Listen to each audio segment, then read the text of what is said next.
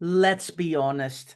When we're decluttering, we want instant results, but putting in that extra effort now can really pay off in the future. The real wins come from the slow, time intensive stuff. The tasks you don't want to do, but once you do them, they change everything.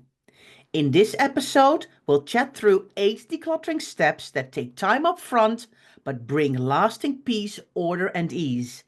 This is the long game, but it's so worth it. Your future self will thank you for it.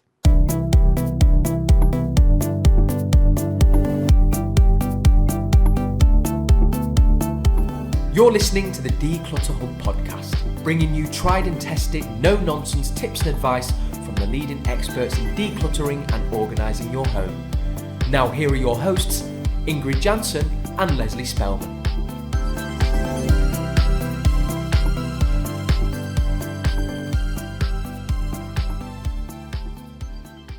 Hello and welcome, listeners. I'm Ingrid. And I'm Leslie. If you're new to the Declutter Hub podcast, you're so welcome.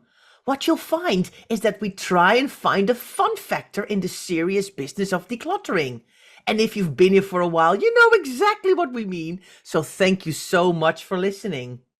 If you'd like to get involved in conversations relating to this podcast, it all takes place in our Facebook group. So come and join our lovely, warm, supportive community. To find the Facebook group, go to declutterhub.com/group to find out more, or you can search for the Declutter Hub community on Facebook. Well, Leslie, let's be honest with each other here. We are so used to being everything quick these days that we really think that you can decluttering is quick and we can do it quickly, right? Because everything now is quick. Right? You click on something on a button and boom, next day it's at your house. You see something in the shops or online, click, and boom, it appears at your house. You go to the shops and everything is there. But we have to realize that some things are just not quick. And we sound a bit like the bringers of bad news sometimes, don't we? I think anybody who's listened into us for a while knows that we kind of we talk about slow, manageable chunks. We talk about, sometimes you can get the best results by being a tortoise, not a hare, and things like that. So we're big advocates of taking it easy and not going hell for leather and stuff. But I think what we wanted to talk about today really was about how you can put a little bit of extra time in now and it's really going to reap dividends later. That's what we wanted to talk about. Now, in our Reset Your Home book that came out in February or came out in June, if you're in US, Canada, Australia, and New Zealand, then every chapter that we've got has a little quote at the top of it. And one of our favorite quotes, which we love, is "Your future self will thank you for it." And so we're going to do a little series coming up over the next few months, aren't we, where we take a little quote from the book. And so I basically explain a little bit more about it. So we're going to talk through certain things that we think that you need to do, put that extra little bit of effort in now that are really going to pay off in the future. So let's get cracking, Ingrid. Yes, let's start with kind of, well, it's almost a 10 things, but it isn't really, is it, Leslie? But let's start with number one. It's really important to do some planning before you get started with decluttering. Oh my gosh, so important. The thing we want to do is like, right, we're ready, we're geared up. Let's dive in this cupboard. Let's dive in this wardrobe. I am coming for you. This is the weekend of all weekends when it's going to happen. And we actually really get started without a plan in place. We haven't even thought about our big picture goal, the big why we're doing this. We haven't thought about our steps. We haven't broken it down. We haven't realized why we want to do this decluttering, why it's so important. We just dive in, no plan, nothing, and then it all crumbles down really quickly, right? And we get overwhelmed and we feel distraught and we think, why was I doing this in the first place? I think making a plan, and it sounds like a plan for decluttering, really? But oh my gosh, that will definitely reap benefits so much, so much. Yeah, it's so important to have a plan and to just give yourself that kind of 15, 20 minutes at the beginning of a session to really think through all the things that you spoke about, your goals being the main one. Also going into, lead that into some preparation, some basic preparation of yourself, get yourself in the right headspace, get your body right, get the right clothes on, make sure you've got layers on if you're going out into the garage, make sure you've got plenty of time, people are not going to disturb you, all of those kind of things. And importantly, make sure you've got the right kind of equipment to enable you to do the job. To make sure you've got your ladder if you need a ladder. Make sure you've got the right amount of bin bags. Make sure you've got adequate cleaning supplies and stuff, hot water and all those kind of things. Make sure you've got a car to take your stuff away at the end of the day and you're not like, oh, I forgot actually.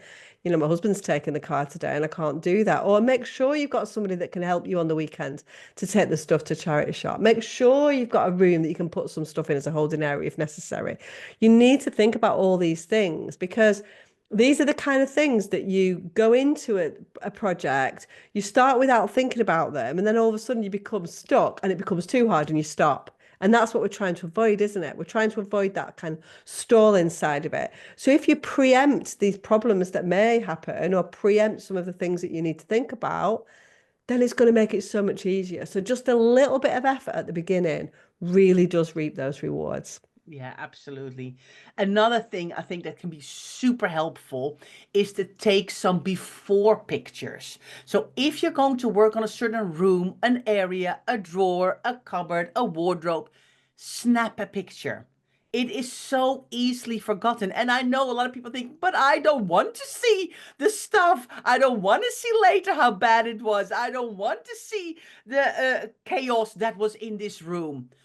But it can be super helpful if you later take that after picture so you can really see in the before and after picture of your own hard work and you see why you're doing this. It's an amazing motivator. And we see it here in the membership all the time that our members or people who are new into our membership say, oh, no, I didn't take before pictures. I really regret it now. I wish I would have done that because we forget how cluttered it is. We forget how hard we worked. We are so tuned into thinking of all the things we haven't done instead of appreciating, being kind to ourselves and going, actually, wow, I'm not there yet, but look at the difference already. And before pictures can be super helpful to have this positive mindset change. It's interesting, Ingrid, because we're in the membership, it talks about the membership there. What we urge people to do before every decluttering project that they do is we have something called Ponder Your Projects, which is exactly about what we've spoken about, which is thinking about your big picture goals.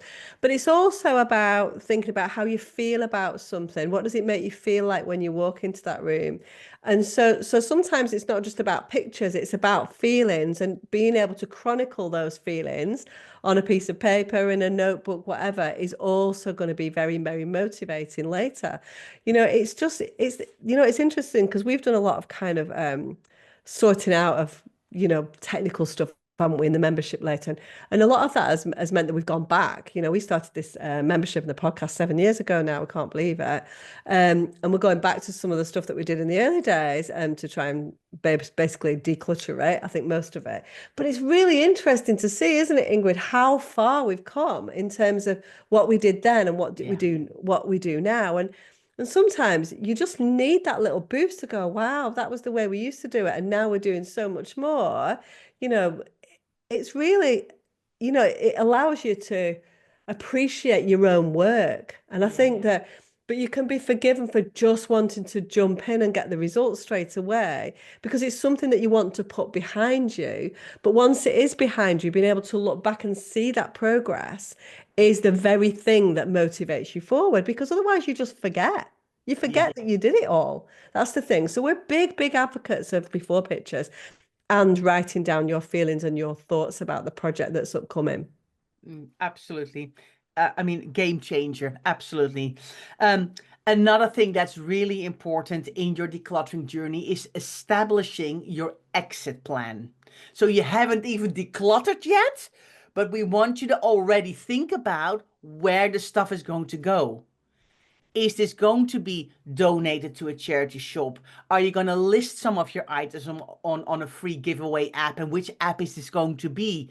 Do you know that there's some stuff in this room that you borrowed from a friend and that has to be returned? Do you know that there are hand-me-downs you want to possibly hand on to the next person? And are they actually aware and do they actually want this? All of these things need to be thought about in advance, because what we know from experience, Leslie and I, is that the exit plan is one of the most, which sounds actually really crazy, but it's one of the steps that gets missed most. So people go off, they all the merry way, decluttering, they're organizing, they're all of that, and then it gets put in bags and it gets left in a hallway, in another room, in the garage, in a basement, because there's no exit plan for the stuff to leave. So the stuff doesn't leave your house, it actually stays in your house somewhere else. So it's just being churned.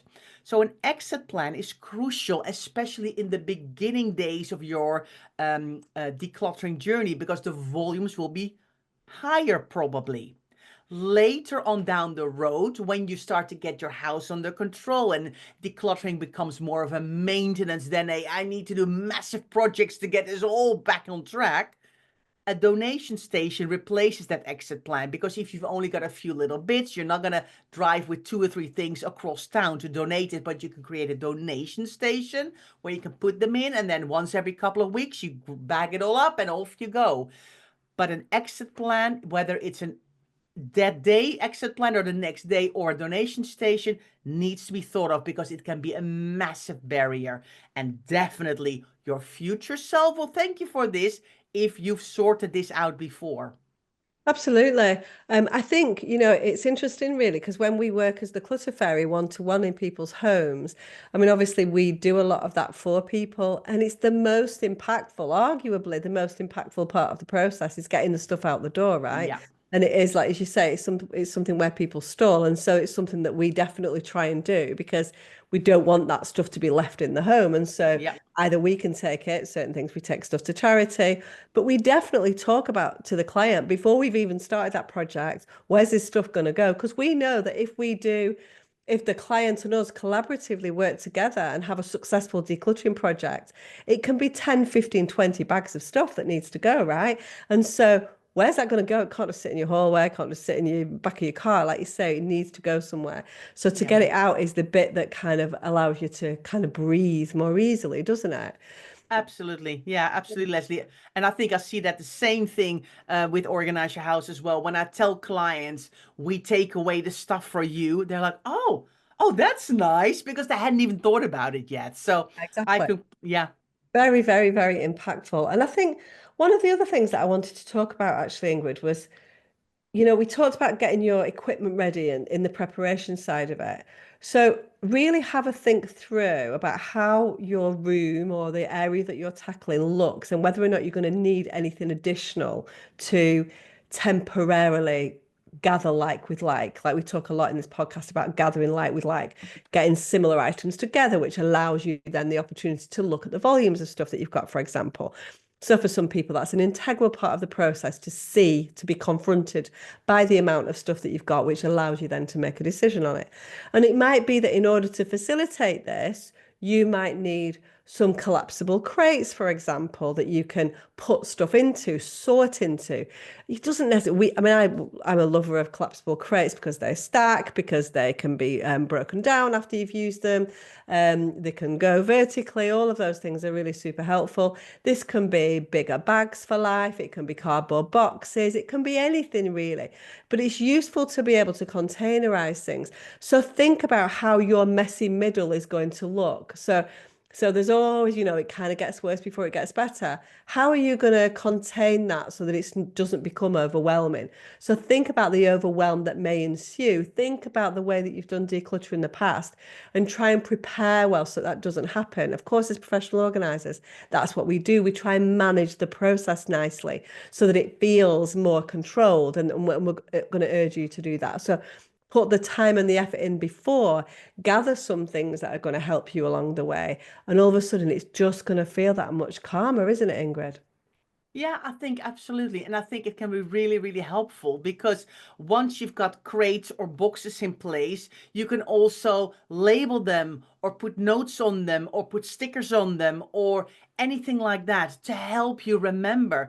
Because some rooms are quite full that you have to work through. So you might not able to do this in 3 hours or 4 hours. You might go, okay, I'm going to make a start and I'm going to have to come back, and having things in different storage containers and with labels on them, you will go, oh yeah, that was the box where I was going to put blah, blah, blah in. And that was the box for that item. So you can kind of pick up much easier where you've left off instead of having to think like, oh, and reinvent the whole wheel again and go, where was I up to? What did I do? And labels and boxes can really help with that. There's one more thing that I want to talk about. So the stuff that we're talking about at the moment really is the kind of the things, the sort of time intensive things that you do kind of before or at the beginning of a decluttering project. So one more thing that I want to talk about after the break, we're going to talk about more like day-to-day, daily resets and things like that. But I want to talk about giving yourself an opportunity to have a break, because if you have a break for 5 or 10 minutes in the big of a decluttering session, your future self will thank you for it. Even though you feel that you're in that kind of hyper focused mode, which many of us are, when we start to get into decluttering, we just never stop. But give yourself that breather in the middle. Honestly, that 10-minute break for a cup of tea is going to really reap rewards in the long run. Ingrid and I always do it. You know, we typically work 5 hours when we're working with clients, each of us. We'll always have that break in the middle for 15, 20 minutes, just so you can reset and refresh, because you don't know how exhausted you are getting while you're doing that. And you just need that mental switch off. So don't think that you're losing time by having a break. You know, have a break, have a cup of tea, have a sit down, but make sure that you put that timer on and get back to it after 15 minutes. Really, really important. You know, it's good that, and so things like that are really Yeah. going to your future self will thank you for having Yeah. had a break. Yeah. Because if you then do 8 hours over a weekend, 8 hours on a Saturday, 8 hours on a Sunday, honestly, you will feel so exhausted by that whole process that you won't come back to decluttering for another 6 or 8 months. And so, if you, by breaking it down into manageable chunks, by recognizing your own energy levels and things like that, by recognizing the fact that you need to have a break, it means that you can break things down a little bit more and you think, oh, that wasn't too bad. You're going to come back and do more next week. So, you know, do take breaks, really, really important. Well, talking about taking breaks, let's have a break and we'll see you afterwards. Hi everyone, welcome back. We are talking in this podcast how you can do your future self a favor. Are we feeling refreshed, Ingrid, after our little mini break? Did we I have a 15-minute cup of tea, well, we manage didn't our own energy levels? Well, I think after this podcast, we're gonna definitely have a cup of tea because we're now in the flow of things and we want to keep going, obviously. But yeah, I think it's so important to be kind to yourself, and doing these things can do your future self a favor. And I think it's so important because decluttering is often seen as something negative and something hard. And what our kind of our mission is to say to people, but decluttering can be really fun, but you have to kind of think things through a little bit before you kind of dive in, because then it will become easier over time. You will love it more. And we see it with our members who follow our system. They starting to love decluttering, don't they? They start to see the benefits of following our tips and advice. And I think, what's not to like about that? I know. I mean, many would argue, Ingrid, but we will stick to our mantra that decluttering is fun. I think one of the things that we wanted to talk about as well is, so by the we've talked a lot about what you do at the beginning of a decluttering session. But we want to talk a little bit more about what you do after a decluttering session and when you're into that maintenance mode almost. So I think it's really important for you to make sure that you get finished. You know, we've talked about an exit plan. That's definitely part of the process. But spend the time to label and organize and zone really effectively. So, you know, labels, some people love labeling, but it can be a bit of a faff as well, because it's a bit fiddly, takes a lot of time. It's almost like a whole project on its own sometimes, isn't it? But those labels on boxes or shelves or drawers or inside of drawers or wherever you want to put a label is going to be super helpful to you in order to maintain the systems that you've created through your decluttering project, right? And so go to that nth degree, put the time in now So you go, it's easy for everybody. And what that means is that that system is available for everybody in the family to help and not just you.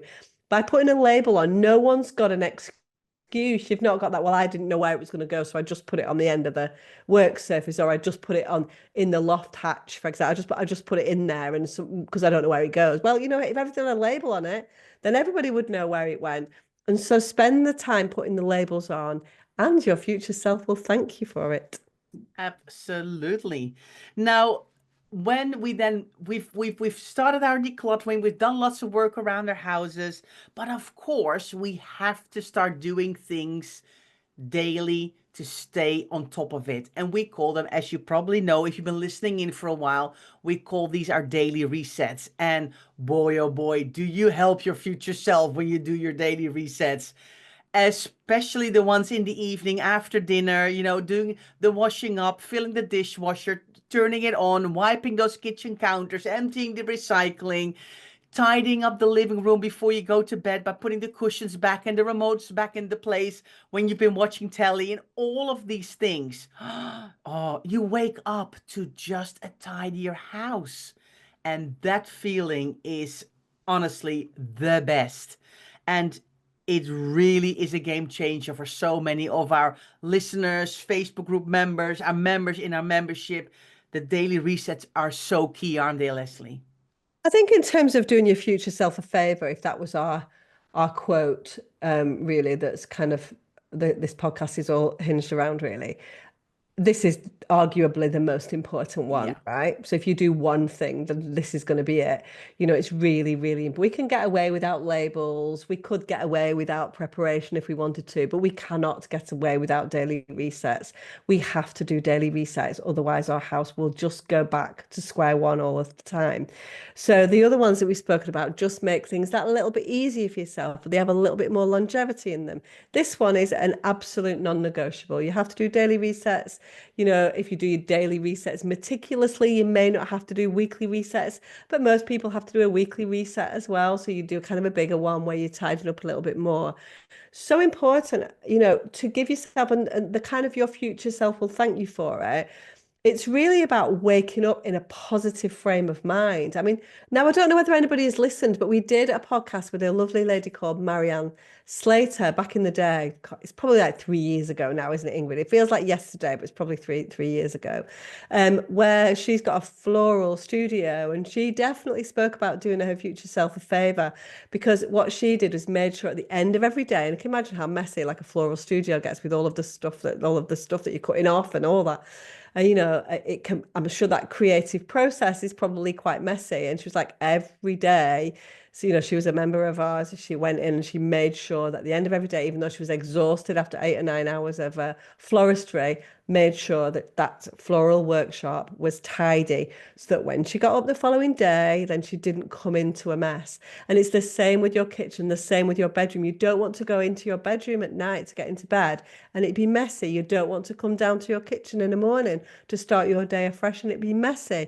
You don't want clothes to be all over your bedroom floor in the morning. You want to open up your wardrobe door and it to look like there's possibility in there in terms of what you're going to wear. So putting that extra, and honestly, it's only 5 minutes, 5, 10 minutes, depending on, your household and the people in it. It's not that long, but just putting that extra little bit of effort in is really going to reap rewards. We can't stress that highly enough, can Yeah. we? Oh, like I said before, absolute game changer. And the people who start to do this really as a habit, they actually say, now for me, it's become a non-negotiable as well. And every once in a while, I think, oh, I can't be bothered, not doing it today. And I actually, really berate myself the next day, like, oh, why didn't you do it yesterday? Because people realize how important it is. So yes, definitely. The most important one of the list is definitely daily resets, but we've got a couple more for you. What can also really help is those little habit changes. If you buy something, realize if you've got all your wardrobes and drawers and things as you want it, if I buy something, if something comes in, something needs to come out. In the beginning, you can't do that because you probably have like, okay, loads of stuff needs to go out before something can come in. But at one time, you're going to feel like, oh, actually, my wardrobes are all starting to, hum. It's working. If I open doors in my kitchen, my food's not falling out. Oh, if I open the cupboard with all the board games, there's not like loose pieces everywhere and we can't play games. But if we something new comes in through shopping or a birthday or Christmas or whatever it is, something's got to go. You can't just then go, right, I am decluttered now. This is me done for the rest of my life. Woohoo! No, sorry. Again, bearers of bad news, maybe. You have to keep on decluttering. But does get easier. That's the good news. I do So, need to go back though, Ingrid. I'm sorry. You did say something that I'm going to have to, you know, evaluate. okay. Said your wardrobe now hums. Yeah. And so, do you know what that means in my world? Oh, I don't know. That It's like, means like smells. oh!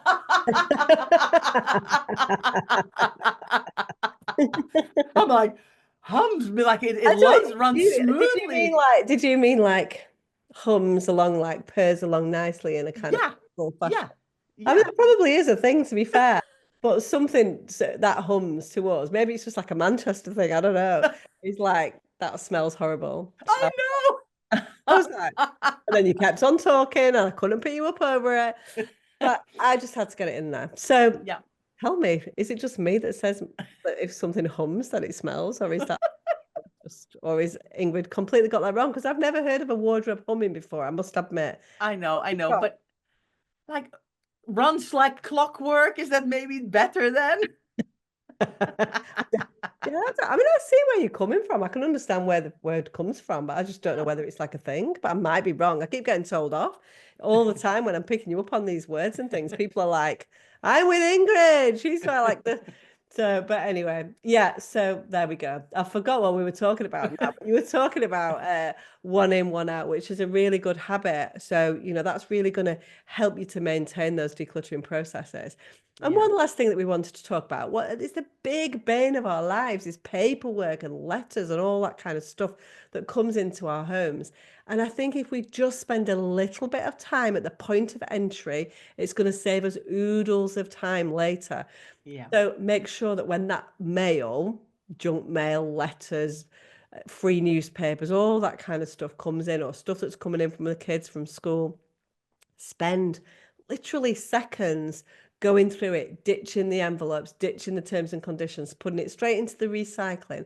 And you've only got to deal with 5 or 6 pieces of paper rather than 30. Really, really important. Spend a little bit of time every single day as you pick up your post from behind the door, and it's going to save you loads of time when you get around to doing your paperwork. So really, really important. And there are many, many, many other things that we could talk about where putting a little bit of effort in now reaps those rewards later. yeah, But we just yeah, wanted to give you a little bit of a feel for why we truly believe that just taking a moment, taking a step back, not rushing into things headlong, head first. I'm saying things wrong now, sorry. yeah.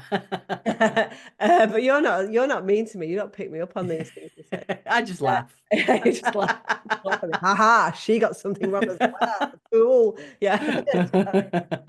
But not rushing into things head first is going to be really, really helpful for you in the future Yeah, to yeah, create that more sustainable decluttering journey that's going yeah. to take you through life rather than being this little one-off project. Yeah, I think, you know what? I think the crux of it all is that, of course, all decluttering, when you sort out your wardrobes, it's easier to get dressed. It's easier to actually shop for a few bits because you know where the gaps are. When you're sorting out your pantry, you know which food you have, so you can start to do meal planning and you save money on your shopping. When you do your paperwork and you get a whole system going. But these are big things that come later. I think what we talked about today is more like the beginning and the end, and the big step in the middle, there's just time you have to put in. It's not a weekend sprint. This is something that you have to incorporate in your daily lives. And definitely, overall, anything decluttering and organizing based will help you, and your future self will go, I'm so glad I did that. I'm saving so much money. I've got so much more time. I've got so much more energy. I don't feel a slave to my house because it's always messy all the time and the housework is a bore. And I go away all the time because I just can't stand being at home. It's the place where I love to be and relax and hang out in. And in the end, that's what we want from you for you, absolutely. So we hope that, that you are going to go on this decluttering journey and think to yourself, I deserve this. I deserve a future person that's happy at home and that wants to be there and that can make the most out of it. The time whizzes by so quickly. We have to actually enjoy it and do the stuff that we want to do because that's the point of it all, isn't it? Absolutely. So we've done half an hour at the beginning of a decluttering journey in the end, and we've got another 354 episodes that teach you how to do the rest of it in the middle. So on Yeah. that bombshell, Yeah, good yeah. luck, listeners, and do get in touch with us. We would love to know if this podcast has inspired you to kind of relook at the way you approach decluttering projects, whether you're always the one that dives in head first and then gets overwhelmed and gets stuck, or if you're like, wow, I have not realized how important it is to get these kinds of bits before and after to get them right. Ingrid, before we go, next week is a very exciting week, isn't it? We are back with Ingrid and Leslie week, but this time it is Ingrid and Leslie Go Global week because our book is being published in the US and Canada. And so we have got some incredible, and I mean incredible guests for you next week. We have got the creme de la creme of the decluttering world to speak to you next week. We've already interviewed them, so we know what you've got in store, but it is so exciting. So next week, we've got a podcast every day, Monday to Friday, so extra episodes for you to celebrate the US and Canadian launch of Reset Your Home. So it's exciting, isn't it, Ingrid? I can't wait. And it's been absolutely fantastic to interview all these guests and record all these podcasts for you. We're so excited with the launch of our book, Reset Your Home. And of course, if you want to have all the details about our book, go to declutterhub.com/book because you will find all the details there. And we can't wait to bring you 4 extra episodes next week, starting on Monday. So thanks so much for being here. And we'll see you here in the podcast on Monday.